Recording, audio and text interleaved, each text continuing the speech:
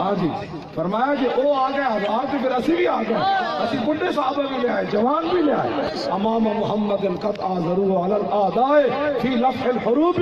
اور سنو یار تسی بھی تے گھبرا جاندے ہو، حضرت حسان کہندے حضور دی قیادت اسا ویکھے جنگ دے شعلے بھڑک رہا، اگ لگی ہوئی، اسی بھی چھال مار اصل رسول اللہ نے ویکھیا، اسا اگ نہیں ویکھیا کہ بِأَيْدِيهِمْ صَوَارِمُ مُرْهِفَاتٌ وَكُلُّ مُجَرَّدٍ حَاذِرٌ قُرُوبِ۔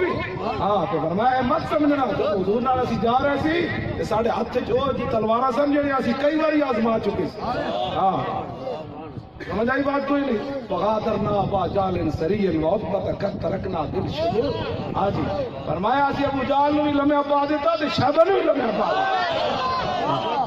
مت کوئی سمجھے کہ جناب اسا حضور نال ایتھے غداری کر کے ولی خادم چینج اپنی پگڑی بچا کے چلا جائے گا، اپنی ویسٹ کوٹ بچا کے چلا جائے گا، چھوڑو یہ کیا باتیں کرتے ہو، کچھ بھی کوئی نہیں ہے، کسی چیز کی کوئی حیثیت نہیں ہے۔ ہاں دونوں جہان بھی اللہ خرچ کر دینا، ابھی ابھی اس ٹائم سورج غروب ہونے کے وقت دونوں جہان وہ تو قادر ہے ایک سیکنڈ میں غرق کر دینا، تو حضور کی ختم نبوت اور ناموس مصطفیٰ کے مقابلے میں ان چیزوں کی کوئی حیثیت نہیں ہے۔ روڈ بند ہوا پڑا ہے، کتنا درد ہے، پوری دنیا میں لوگوں کو تکلیف ہو رہی ہے۔